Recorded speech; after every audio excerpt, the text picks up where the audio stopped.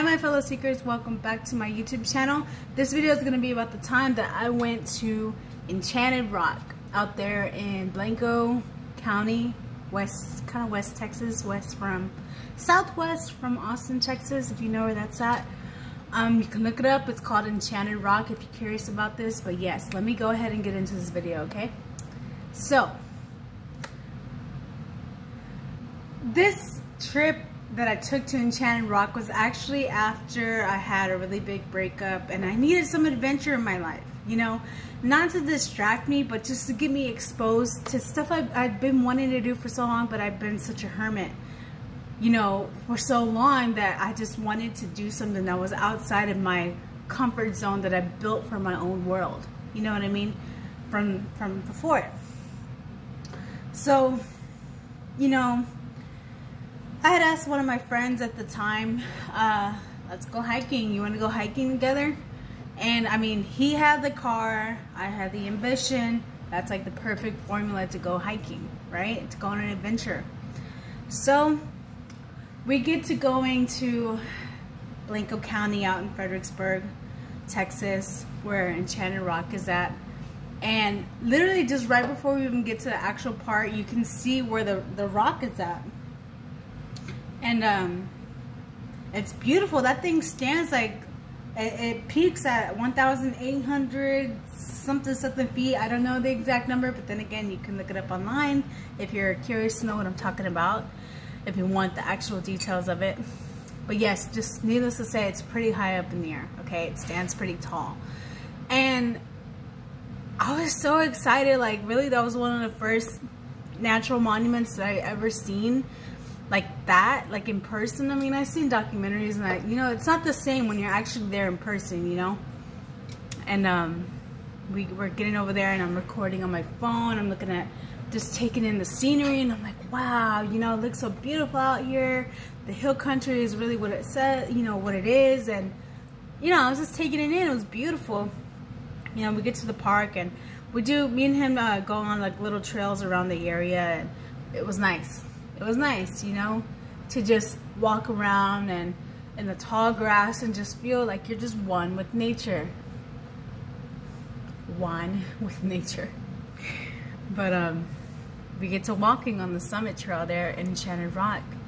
And I was like, oh, okay, like I'm totally ready. Funny part about this is I was actually wearing all black like how I am right now to that freaking park, and it was literally the same heat as it is today. Right now it's actually 105 over here in Lockhart, and Texas in general is just heating up. And I can't remember exactly what day. I'm gonna have to look it up, and I'll probably post it in the description box, might not. Anyway, it was a really hot day.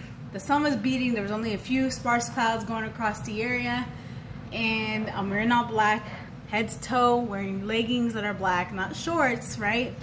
You would think it makes sense to be wearing shorts and a shirt, a tank top, a light colored tank top, but no, didn't do that. Don't know why, don't ask.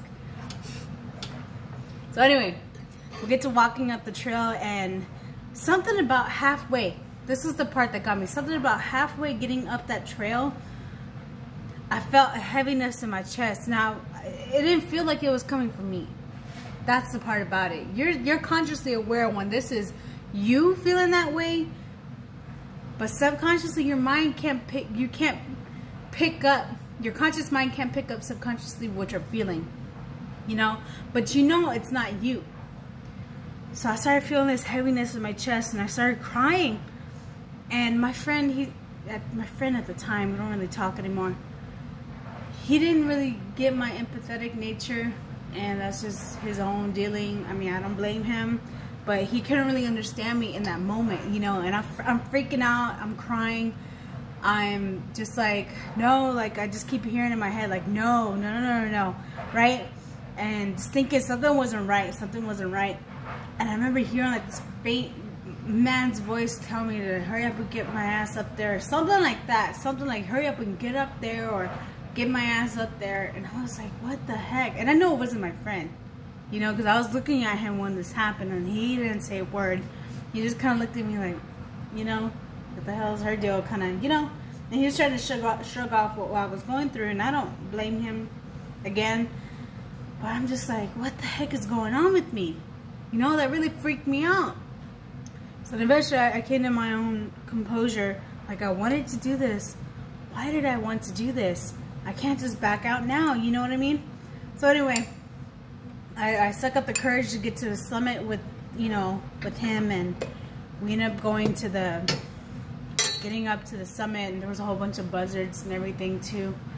And there was this little girl who came up on the other side of the rock opposite where we were at, and her dad was with her on her right. And her dad has like one of those hiking, big hiking sticks that you take with you to get up really steep areas.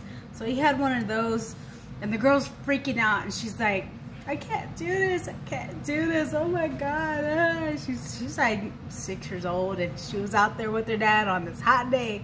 Not that age makes a difference, but she didn't have water because she drank all her water. Come to find out when I had went up to them, I asked her if she wanted my water.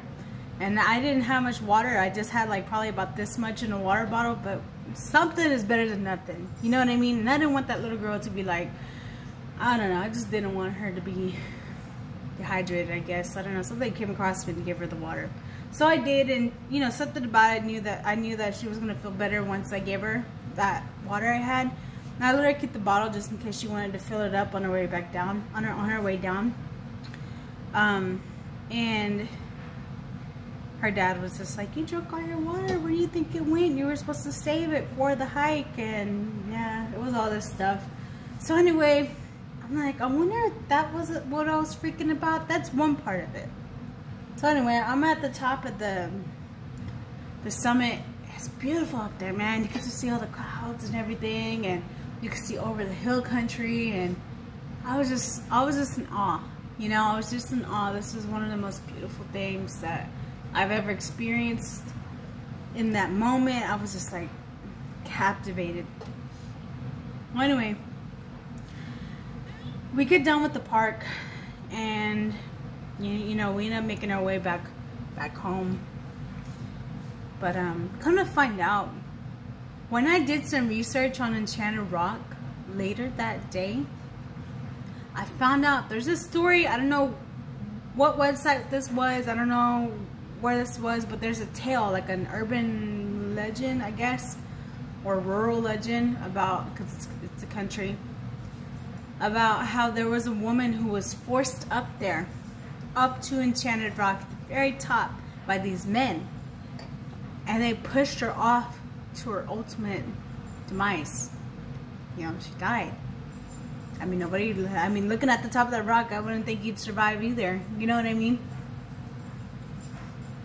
And I was thinking in my head, I wonder if that's what I was feeling. I wonder if that's what I was feeling. No telling, right? And it hit me really hard, especially, it's because I felt like that was a part of that was like a big turning point to my spiritual awakening. I felt like I was being, the most I went through with living in San Antonio and struggling with my sickness and everything, it kind of made me reflect this story and the experience that ultimately my sickness was me, like this woman being pushed up a giant rock, being pushed up against my own will, against my own comfort, and to be pushed down into my own demise, out of the comfort, out of the illusion I was giving myself. It was very hard to leave San Antonio at that time. Good now. But it was very hard to leave San Antonio. I remember how bad that was.